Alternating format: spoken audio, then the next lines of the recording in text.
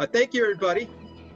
Welcome for tonight's Zoom session of LTADchat Live, where we're going to highlight key topics related to youth sport, athleticism, fitness, and physical activity.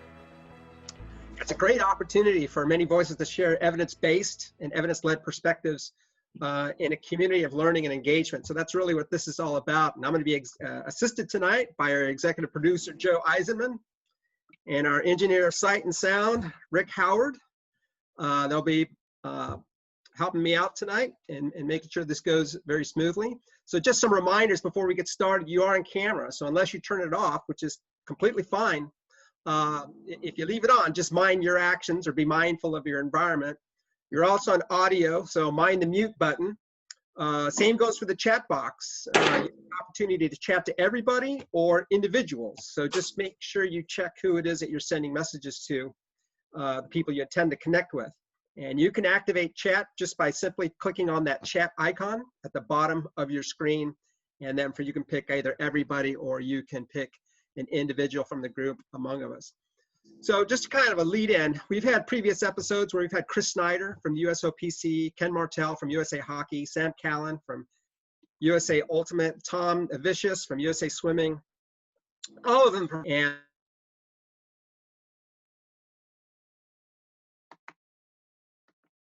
the coaches that are working on, well, 50 of us.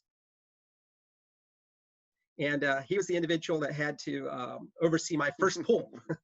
So that was the first time my interaction with Leo, and then, didn't really have contact with Leo for a number of years. And I think 2 years ago, we reconnected at Mid-American ACSM meeting. And I introduced myself to Leo. Of course, I didn't expect him to remember me, but that was the last time I had contact was at that time. So Leo, also one of those individuals that helped me in my weightlifting journey. And I think that's more than 25 years ago now. Yeah, I was 10 at the time. Right. You still, yeah, you've aged well. Okay. Hey, Tony, can you hear me now? Yes, Bob. Yes. Okay, great. Okay, great. Glad you got that fixed. Also with us tonight, we have Kevin Simons from Alpha Barbell, who has a very fascinating and unique background, a competitive gymnast, but also a national, he was a competitive gymnast, not currently a competitive gymnast, I'm sorry, Kevin, but also a national CrossFit competitor in 2012 and 2015. Correct me if I'm wrong, Kevin. Right. And you've been coaching weightlifting now, I guess, maybe a little under 10 years or so. So you're kind of a newbie in the group. In 2011. Yep. Yeah. So you are the coach for, and correct me if I'm saying the last name correctly, but Harrison Maurus, I believe is how you pronounce his name. And he started, if I remember the story correctly, as a young gymnast, as one of your young gymnasts, athletes, and ultimately became a bronze medalist in the 27 World Championships, which essentially ended a 20-year drought for the United States. So fascinating in that we have a diverse, we have some experienced coaches, and we have you, Kevin, that's kind of relatively new to the others. But another interesting fact about Kevin, and again, I just got this off the Alpha Barbell Facebook site, but I believe you have a dog named Kilo. I do. I thought I was very original when I came up with that. That is the coolest dog name I've ever heard. I'm kind of jealous that Yeah. you came across that name. So anyway, welcome everybody on the panel. It's great to have you on board. So let's kind of get started, and I'll just go down the list here. And I just want to, I'll start with you, Anna. As a representative for USA Weightlifting, what does the term long-term athletic development mean to you? In your experience, in your experiences, what does that term mean to you? Yeah, I mean, it's really, when you think of LTAD, it's a theoretical framework where the end goal is to take someone from sort of the beginning of their athletic journey to the end, wherever that is. Recognizing that obviously it ends up being a funnel, where you try to start with lots of folks and you do that. And the goal is to kind of keep it so that people stay in the sport for life. We're really fortunate that, that's something that's possible. So, the idea is to have everyone have a positive experience and to do things that are developmentally appropriate and not just the right thing for that year or that moment. So, you want to always have it be an athlete-centered model. You always want the athlete to be their well-being and their longevity to be the thing. So, you may have a junior that if you cut a weight class and, throw a bunch of weight on and have some ugly technique, that you'll look really great because you're this amazing coach. But, if you think about what's best for that athlete over the long term, we shouldn't be cutting. We should be going up. They're a developmental athlete. We should work on technique. We shouldn't be looking at max loads. We should go 6 for 6 at meets, and those are the things we try to promote. Get a bracelet for going 6 for 6. We have that, goal in mind where the focus is, longer range than just that time. So. Sure. How about you, Bob? What does that term mean to you when you see that term, long-term athlete development? Well, I think it means that you've got to deal with athletes as they are in terms of their physiological condition.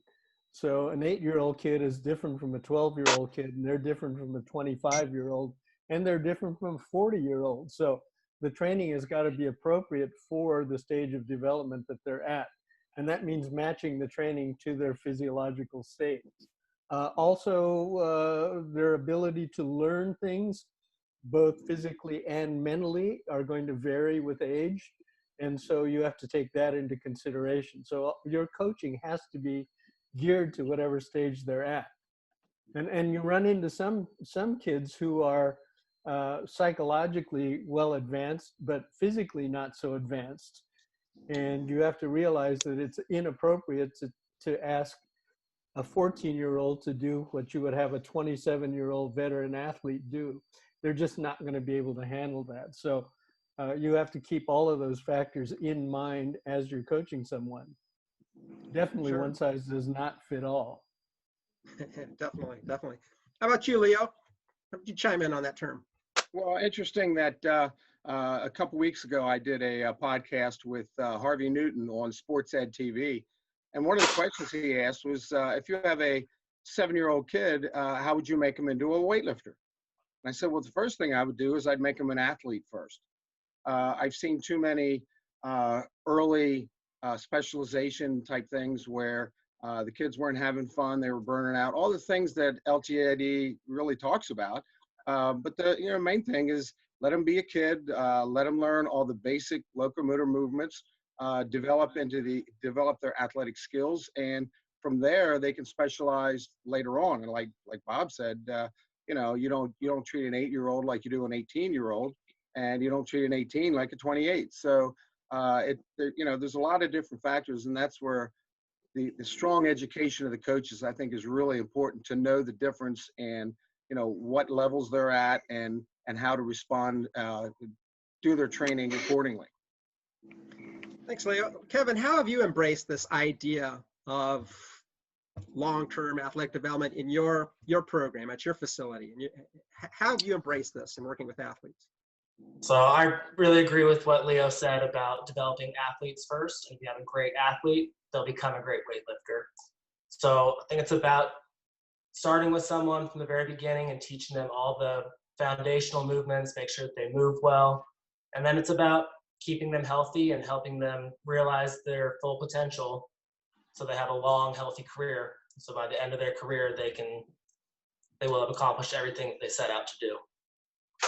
Great. So we have this long-term athletic development framework, and I know USA Weightlifting has their ADM model that they implement as well. So in terms of growth and participation in the United States right now, Anna, where are we with weightlifting? I'm gonna call it the golden age of weightlifting, and that we have so many members. It's incredible, and I think we really do owe that to CrossFit. There's no two beans about that. We've grown our membership tremendously over the last 10, 15 years. Just asked Brad Sahorsky, who's our membership services coordinator, said, hey Brad, what's it look like over the last 5 years? And we've grown from 18,000 members to 27,000. That's just the last 5 years. It was 5,000 maybe when I was competing in 2005. I'm sure Leo and Bob remember it being 5,000, right? I mean, so we're at 27,000. That's incredible. Looking at athletes, we're at 7,000 senior athletes. We're looking at about 1,000 junior athletes and about 2,700 youth athletes. So we're still growing at all levels. I think it's an incredible time to be a part of the sport, and we do as much as we can to promote multi-sport participation. Some of our top athletes, our juniors, our youth, we encourage them to do other sports, and we try to show them the elite athletes and show them that they came from other sports. They did multiple sports, so it's not just an expert or, coach, someone telling them. It's someone that they look up to, that they want to be. Kara Heads, wow, she was an Olympian. She was also a thrower. Sarah Robles, thrower. We try to show people, look, do track and do weightlifting. Do all these things as a junior. So just like what everyone was saying, be an athlete. We'll get to weightlifting later. Yeah. So this is for Bob and Leo, because you guys have been coaching for quite a long time in comparison to our other two panelists here.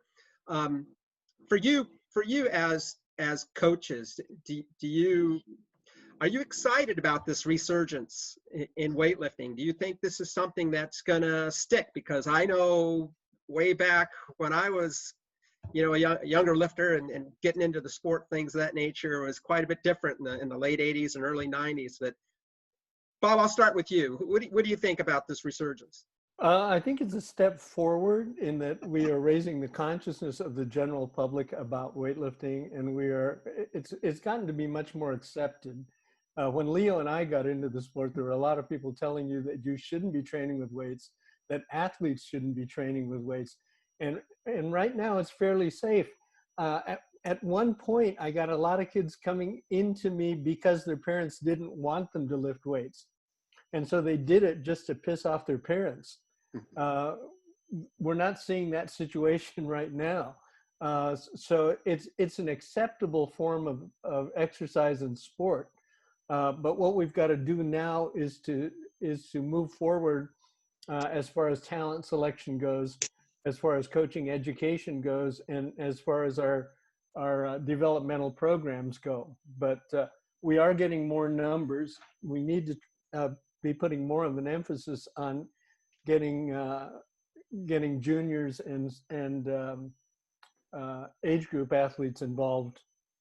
And when you get to that point, you're also getting involved in parents as athletic career counselors. And I'll talk a little bit more about that as we go on. So Leo, I'm going to kind of shift gears here. So we've seen this resurgence, an increase in number of weightlifters. How do you, as a coach, go about identifying and developing weightlifters today than say 15, 20 years ago? Is there anything, you do different as a coach? Yeah, I don't think so. And I'm sure Bob and I will both be accused of being old school because we've been around for so long. But I think the old school principles still work. And I think one of the things that, kind of following up on what Bob was saying about it's getting more popular, and I agree. And CrossFit's been a huge help to that, just getting more people involved. But I think we want to be a little careful. There's almost too much information out there, with the internet, and there's so many experts out there, and this method works, that method works. I think we need to just continue to educate the people out there that, hey, just do the basics, just build that foundation and work your way up from there. Just because the Bulgarians or the Russians or the Chinese train a certain way doesn't mean our 8 and 9, 10-year-olds can train that same way.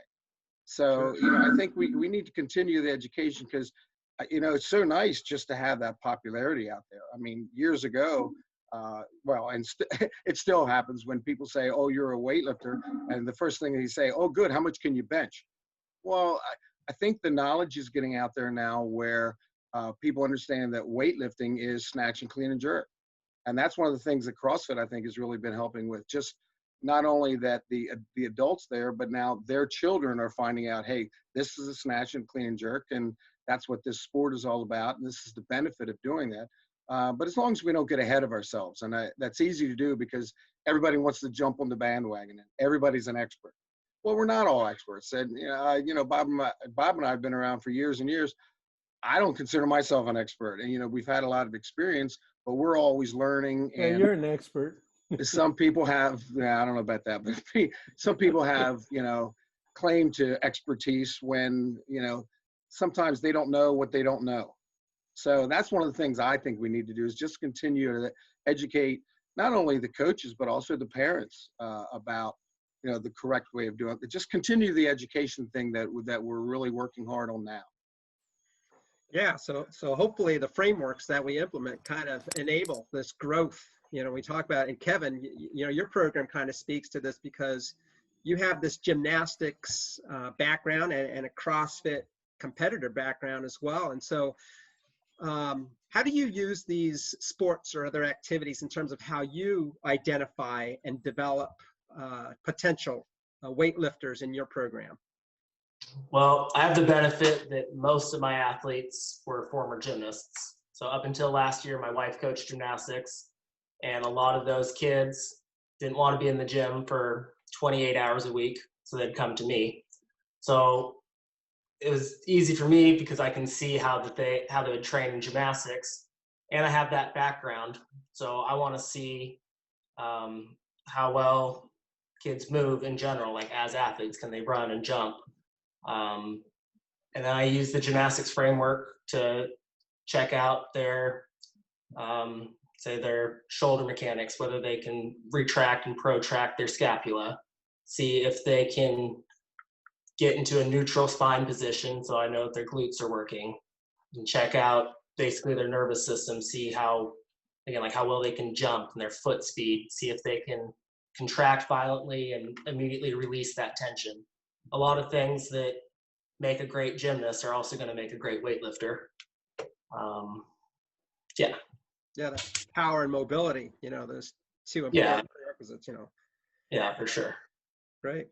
Anna, so in your role as coaching manager in sport performance, how well do you find coaches,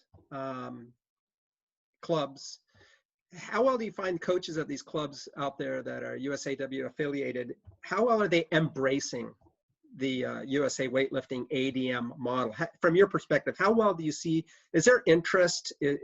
Are people, is your phone going off the, you know, hook for people trying to ask you for this information? Where are we with that in terms of coaches seeking this kind of information? Yeah, I mean, it's a really great question to think about, you know, what's actually happening at the club level and what is the responsibility of an NGB in perhaps overseeing that. And I certainly understand that sort of sentiment of like, you know, shouldn't we be creating these models? We have a USOPC accredited ADM model. We have 7 stages. We have good information about how long to train and what types of things to train and what, you know, sorts of emphasis to have in each thing. So we provide that information. You know, it's not really realistic for us to then be able to go follow up with all these clubs and make sure that they're, you know, implementing everything to a T. You know, one of the things we can do is look at meets like youth nationals. We could look at, you know, how are athletes being coached? How are coaches behaving? You know, what does the technique look like? You know, certainly over the years, I know it's been talked about maybe in addition to looking at just overall weight lifted, having there be some sort of a technique award or some sort of a technique analysis. I know the Germans, you know, have a checklist of things that, you know, they look for, and that's how they do it. So, you know, Rufus, to your point, maybe instead of total weight lifted, it's, you know, a gold star for your ability to do technique. So that's something that would be interesting to see, and it's been talked about. It's a pretty complicated issue, but, you know, we try to provide as much quality information as possible, and do the best we can in fielding questions and answering questions. Susie Sanchez, who does our grassroots development, does an amazing job. You know, we try to provide, you know, as many opportunities for learning as possible and hope people take us up on it. And we have seen, you know, some really quality lifting at Youth Nationals. So it's been really nice to see that. Great. Bob, you've been a mentor to a number of coaches, some that I know personally and throughout Southern California and across the nation. So how do you feel about the USA weightlifting ADM model personally as a longtime coach? Is this a good framework for USA weightlifting to embrace and really push? Well, I think it's a start. And one of the things that that needs to be done, we need to take it another step further. And I think at some point it would be a good idea to link some of our newer coaches with the veteran coaches and maybe have like roundtable meetings once a month and talk about common problems that they're encountering. And in that way, we might be able to find out about areas where they need to work on and things that are probably, that could be problematic that a veteran coach could help them with. And there's a tremendous push for a young person that's just gotten a coaching credential to all of a sudden, feel like they can rule the world, but they really need a lot of counseling to go along with that. So I think that's one of the things that needs to be done. That's why I have an internship program at my gym, so that new coaches coming up can spend some time just hanging out in a weightlifting gym and encountering the problems that normally crop up. And I can help guide them through some of those, some of those kind of unusual or uncomfortable areas. Sure. How about you, Leo? How well do you and the coaches, young coaches that you've worked with, do you find them embracing the USA Weightlifting ADM model? Do you advocate this for younger coaches? Well, yeah, we advocate that, and from a weightlifting perspective, I think because we as a federation that we're pushing that and making that more available, but and that's one of the reasons why it's starting to succeed. But my problem is that when I was at the high school where I was working, and of course I had taught elementary and middle and high school, but when I was at the high school level, what I really noticed was the rec league coaches were the biggest pain than you expected them to be, because they weren't educated, and they thought that they could treat these kids at the rec league level the same as the high school kids, and they might have had some success because they had one kid that was had that growth spurt, that maturity really early, and so they dominated. And then they get to high school, so they think that they're a high school level coach. Well, they haven't really had the training at the rec league level or the youth level. So I know they're trying to do that in a lot of sports, and I think weightlifting is starting to move in that direction. And I think some of the coaches are buying into it more than others. And I think we just need to keep pushing the concept, because we want these kids to still be competing when they're 19, 20, 21, 22 and winning gold medals. That's really the whole idea. Winning a gold medal when you're 10 years old, what does that really mean? So I think just continuing the education process that we're starting, I think we're on the right track. Sure. And Kevin, how about you? Because you're at a generation that's a little bit different than where Bob and Lee are coming from. But how are your fellow coaches or clubs in your region, in your era, how well are they embracing or taking to the USA Weightlifting ADM? Last year, my wife coached. I think that most of the coaches are doing a good job. I think that the USAW education is great. I've had the opportunity to coach with Anna for a couple of the level 1 seminars, and I think for the most part those are great. I do think that it's just hard. It's beyond the scope of the level 1 courses to really teach all the fundamentals. People are trying to learn snatch and clean and jerk in 2 days, which is really hard. So I might like to see like maybe a level 0.5 where we could really break down just the basic mechanics of squatting and pressing and pulling and hinging, and give people a little bit more of a foundation before they're really trying to get right into the real technical lifts.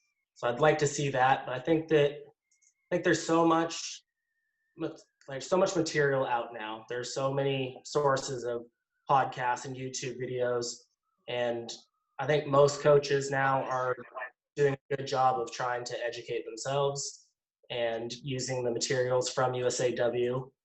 And I think that our success internationally the last few years is a testament to our coaches. Great. So let's talk about weightlifting now. Let's talk about the actual process of weightlifting. I can cheat a little bit here because one of my mentors was Dr. John Garhammer at Long Beach State. And John, as many on this call are aware, that John was probably considered the father of biomechanics research and weightlifting in the United States. And so I had a great opportunity to work with him in a lab. and the weight room, and learned quite a bit from that man as it relates to the sport. And there's been quite a bit of a renaissance in terms of research as it relates to weightlifting and power output and its utility for multiple sports. And we know weightlifting as an opportunity to develop power for many sports has always been evident. But now there's quite a bit more research in many cases because of the advances that we have in terms of our ability to measure bar velocity, bar path, impulse, and things of that nature. So sometimes you get strength coaches and they debate, as to, should I do a mid-thigh high pull? Obviously that's going to give me my greatest power output in comparison to a power clean, or should I, do I need to teach kids to pull from the bottom in the first pull, or should we just do hangs? So there's a lot of discussion. Should I catch? That's another one that's controversial. Do I need to teach kids how to catch? Out of the clean. So in the strength coach world, there's oftentimes a lot of discussion and debate and things of that nature. So in terms of working with kids, when we talk about these things and interacting with the strength coach environment and athlete development for other sports and activities, what are some key considerations when in teaching the Olympic lifts as part of youth athletic development? What are some of the things that maybe perhaps you've heard that maybe bring some controversy in your mind, or debate as it relates to weightlifting as a tool for athlete development? I guess I'll start with you, Bob, because I know that you've worked with a number of volleyball athletes over the years. Well, I think you have to consider what sport you're working with and what the kids are going to need to succeed in that sport.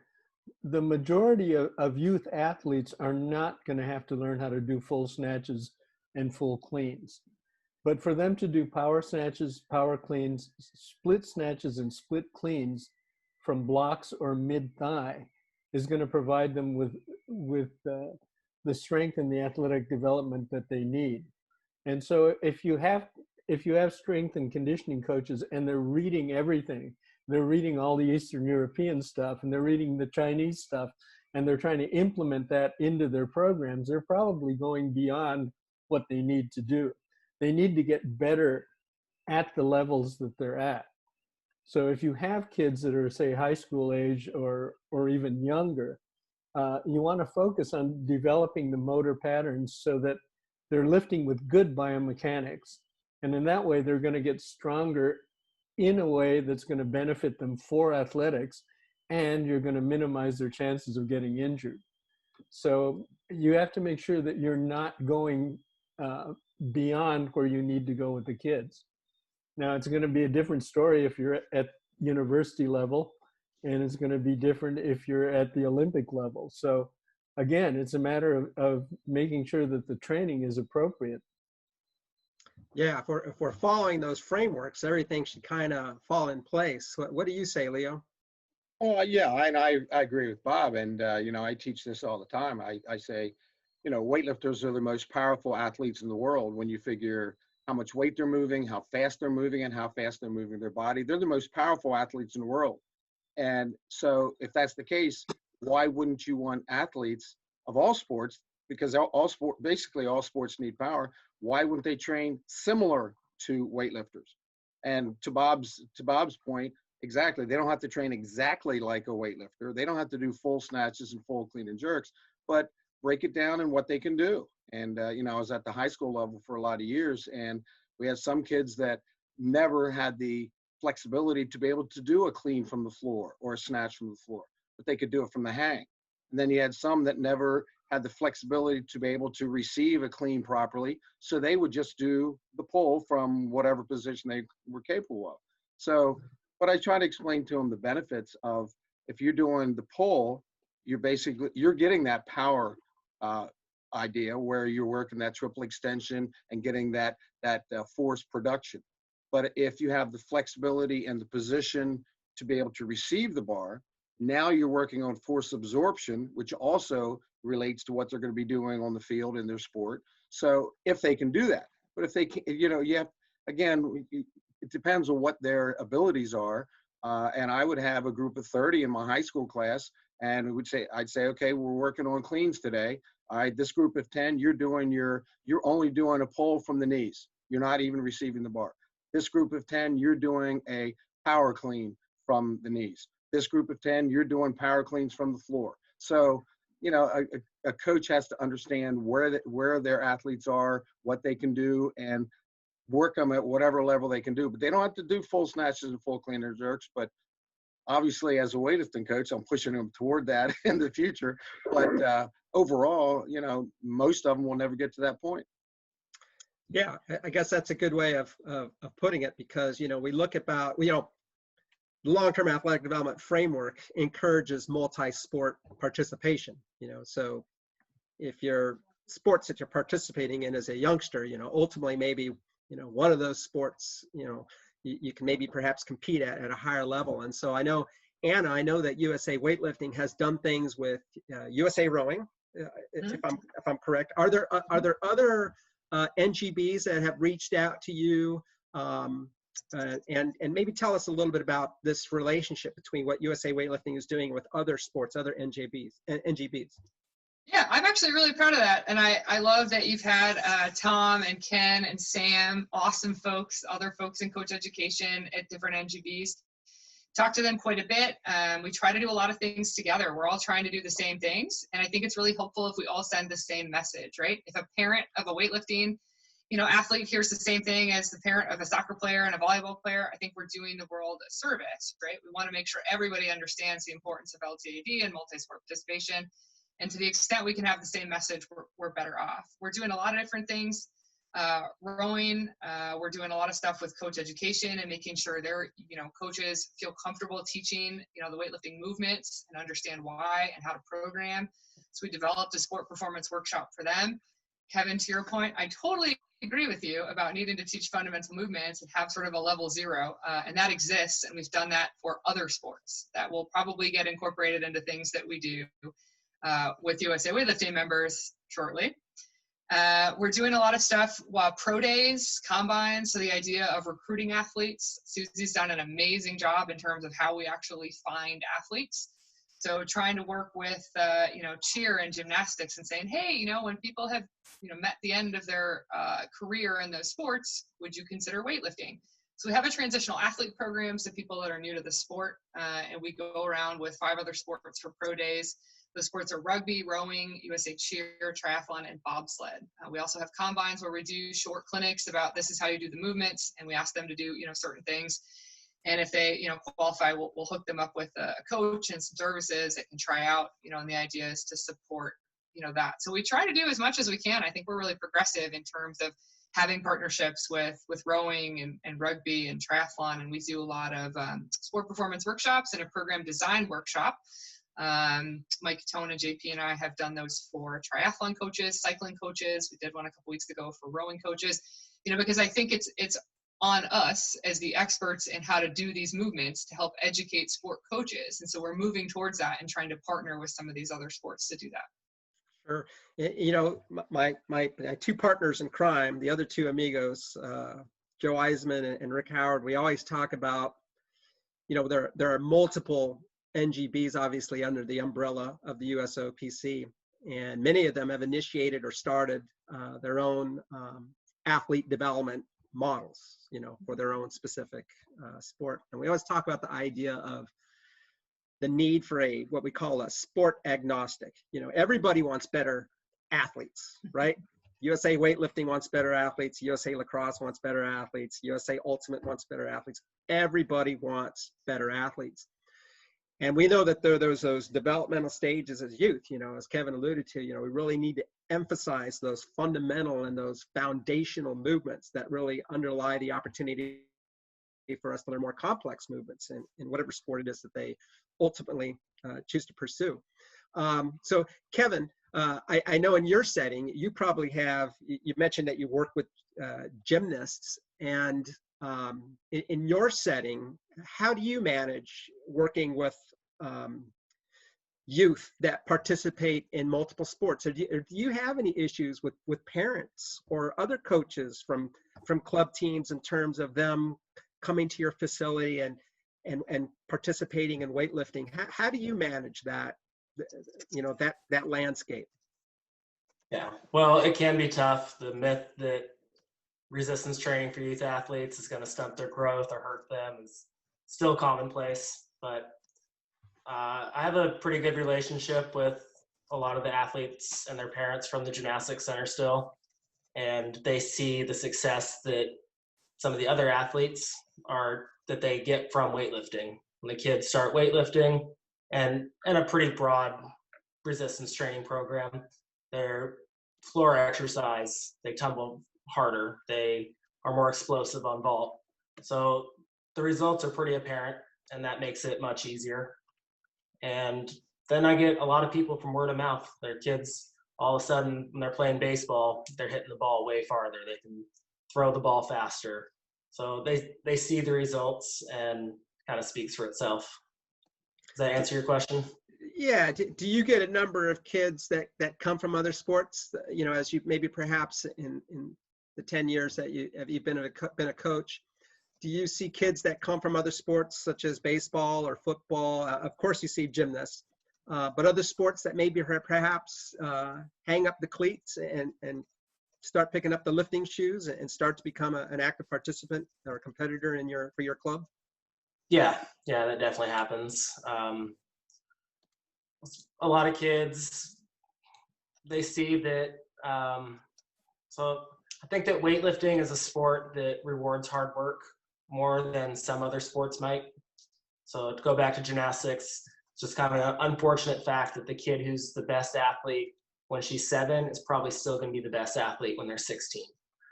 But with weightlifting, the kids who work hard, they really see results. So we get a lot of kids who come in and they just like it. We have like a great youth team. They're like all best friends. It's their community. It's where they want to be. And a lot of them find that they're really good at it, and then they end up hanging up the cleats and just doing weightlifting. Great. Okay, next question, I'm gonna post this to our two veteran coaches, and then I'll work it down to you, Anna and Kevin. So we'll start with you, Bob. Bob, as a longtime coach, are there any special, as athletes come into your facility, are there any special physical or behavioral characteristics that you emphasize for lifts for training or competition? And I guess, as a coach in the experience that you have, is there any insight that you get from what they're able to do physically or behaviorally that really excites you about their potential to be a good? From a physical standpoint, I'm looking for kids that are explosive and kids that like speed. And if they come into me in the high school environment and they've gotten some speeding tickets, that's usually a good indicator. If they just like to do things that are very explosive and fast, then that's a good indication that they have the physical ability to do that and they like it. The other thing that I'm looking for, I like kids that like performance. Because weightlifting, if you really look at it, it's a very narcissistic activity. You're the only one on the platform and everybody has to watch you. And if you like that kind of attention, then you've already got a leg up on the performance aspects of weightlifting. So I was for a while, toward the end of my teaching career, I was a performing arts coordinator. And so I got to hang out with the performing arts kids and find out what their personalities were like. And the kids that like being on stage, a few of those actually got into lifting with me and were quite good at it, just because they didn't have to share the platform with anybody else. They could get all the attention. So I look for that aspect in some of the kids that I coach. Great. How about you, Leo? Same thing. I look for the physical, that explosiveness and the power. But I also, one of the things I really look for is that work ethic and that coachability. When they come in the gym and they listen and they want to learn and they do a lift and you make a slight correction and they try to, you can see you can see it in their eyes. It's like, you know, they're really trying to take it in. They're really trying. I've had some athletes that, you know, if you'd look at them, you would think there's no way in the world they'd ever be a good weightlifter. But my attitude is, if they're there and they work hard and they're coachable, we'll get that. We'll take them as far as they want to go. And they usually turn out to be pretty good lifters. So that work ethic and that coachability, that's huge. But you know, but like Bob says, they got to want to do it, you know. And my daughter was a gymnast at Eastern Michigan, as a matter of fact. She would have been a great weightlifter. I mean, double back flips on the floor, splits every direction, 22 strict pull-ups. She would have been a great weightlifter. Do you think she wanted to do that? Had no intention whatsoever. So I couldn't really talk her into it. But yeah, obviously the physical, but to me, that mental, that toughness, that work ethic, because it is a grind, no doubt. Sure. Anna, so in terms of, you know, just going back, you know, some points that Leo and Bob up, obviously explosive, and they have to have that mental fortitude to kind of pursue the sport of weightlifting. Just if you can tell us, in terms of growth, do you see any differences in terms of gender? Have you seen an increase in the number of female weightlifters in the last several years, or is there a disparity? Yeah, tremendous growth in female weightlifters. I'd say much more so than males. I think it's probably related, again, partly to CrossFit, partly to sports like gymnastics, where look, there's still a lot of years left, you know, and folks when it's an early maturing sport, you know, divers and gymnasts and things like that, tumblers making a really good transition. But also there's fewer opportunities, you know, for women. I think if you're an exceptionally talented, shorter male athlete, there's a lot of other opportunities for you, and weightlifting isn't the coolest thing to do necessarily. And so I think people end up pursuing other sports. I think, you know, women that are incredibly mobile and strong and powerful, you know, maybe they find sprinting and then they find weightlifting and then they realize they like weightlifting. So I would say on the whole, yeah, our women have an incredible, very stacked, you know, women's pipeline for whatever reason. You know, we'd love it for both genders, but I certainly see a resurgence or an amazing growth in the women's side. Yeah. And I'll say, you know, Kevin's program, I've been over to his gym and those girls are tough as nails. I mean, tough as nails. They're like, yeah, I broke my neck, whatever. You know, like, I forget which one of your athletes. It's like, yeah, I did gymnastics. I broke my neck. I found weightlifting. You know, so I think that's an incredible quality that if you look at, you know, Kevin and Kaylee's athletes, I mean, those girls aren't just mobile and strong. They're incredibly, you know, mentally strong, and they have the incredible ability to just persevere. And that's what you need to do. It's a repetitive sport. So it's an incredible transition. Yeah. And that's, you know, Kevin, it's kind of interesting because I know there's not as many amateur or intercollegiate opportunities for the male gymnast as there is the female gymnast. Correct me if I'm wrong, but I just don't think there's that many NCAA programs. So do you find, I would imagine that you probably see a fair number of female gymnasts potentially pursuing weightlifting? For sure. I mean, my program is about 80% women. I'm not sure. When I opened the gym, I was not expecting that, but we're about 80% women. Wow. And almost all of the like youth weightlifters, they are gymnasts. And I think in my club, it's kind of perpetuated because it's hard for me to get boys in my program because I have a boy who comes in off the street and he sees my 12-year-old 40-kilo girl squatting 90 kilos. That's a hit to the ego, you know what I mean? Yeah. So those girls are beasts. yeah. Yeah, and then just talking about like what you're saying before, like what do you want to see in your athletes? I think one of the most important aspects is just enthusiasm. If I have a kid who loves the sport of weightlifting, even if maybe they're not the most physically talented, like I can make them really good. I can help them realize their potential, and it can be a really rewarding experience for them. Like I want a kid who I have to kick out of the gym at the end of the night because they're not happy with what they did and they're just still trying to improve that little technical aspect, or they want to do extra work, extra core work, extra accessory at the end. Like that's what I'm looking for. Sure. So final question, and has a little bit more to do with the promotion and publicity of the sport, but just your thoughts, your quick thoughts. Maybe I'll give you a minute to answer this, but I'll start with you, Bob. How do we get weightlifting, the sport of weightlifting, on ESPN? Heck, I'll settle for ESPN too. Where do we need to go to get weightlifting as a sport to be more popular in the United States? I think there's too many voices out there saying that they know what to do, and there are coaches that are putting up stuff all the time on YouTube. I think we need a center that's going to curate all that information so that the media knows who to go to if they want a good perspective on the sport. It should be USA Weightlifting, but right now there's just too many voices out there saying that they know the best way to do things. So I think we need to elevate the prestige of USA Weightlifting as the authority in the field.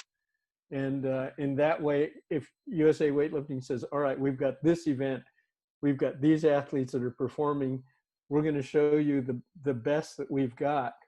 I think that's going to clear up a lot of the clutter that goes on in people's minds about the sport. Sure. What do you say, Leo? What ideas do you have?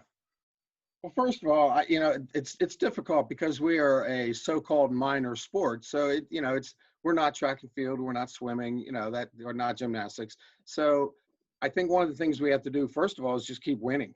The fact that we're getting medalists at world championships now.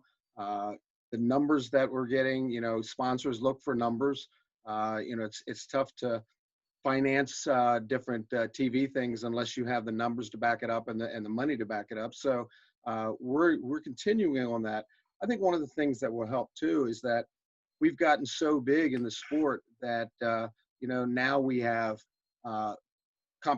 national level competitions that are 3, 4, 5 platforms strong, which is a great kind of a carnival atmosphere, and I really like it, to be honest with you.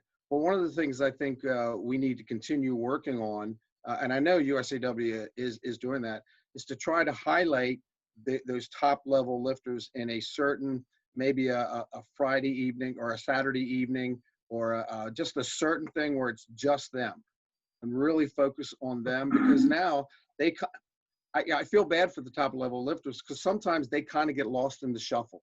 You have 5 platforms going on, and you might have somebody setting a national record on platform number 3, and right beside them on platform 2 is somebody in the H session. It's you know what I'm saying? We got to highlight our top level lifters a little bit more. Sure. I think that would help from a television aspect. Sure. How about you, Kevin? Is there anything you do in your area? I know you're in Washington State. Is there anything you do in your area, or how do you see the promotion of the sport in your area? We reach out to local clubs. So if I got a kid on the baseball team, I'm trying to get his friends in. We're trying to pull from lots of different sports as much as we can. I think that really it needs to be part of the public school curriculum, or at least offered as an extracurricular activity though. So right now I'm trying to build my business, and when it's a little more successful and I can get more people into coach, I want to start coaching at the high school, because I think for a lot of kids, it's just a large financial barrier to entry. And so unlike baseball and football, soccer, track and field, a lot of kids just don't have access to it.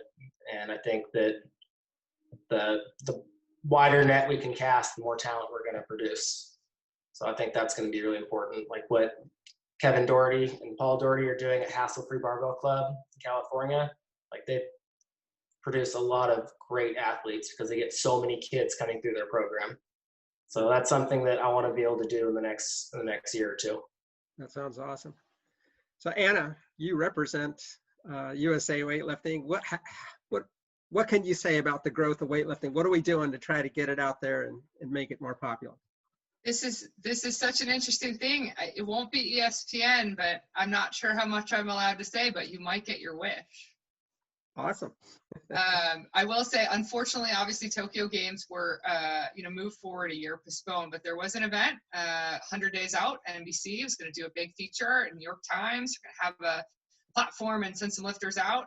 So there are really great opportunities. Phil Andrews has done a lot to try to, promote within Team USA and push, weightlifting and highlight us and showcase us and try to get us national exposure. So, sending athletes to do the 100 Days Out event, trying to get, exposure that way. And, we have a great partner in Rogue that, already is on ESPN and already does have, deep pockets and are incredible people. So it's not out of the realm of possibility in the near future to see us on TV. That's great. Nothing's impossible. It'd be fantastic to see that on television. Well, we've hit the top of the hour here. So in closing, I can't thank you, Bob, Leo, Anna, Kevin. I cannot thank you enough for your insight and sharing today as it relates to the great sport of weightlifting. As with all LTADchat lives, this episode has been recorded and it'll be posted at LTADchat YouTube channel.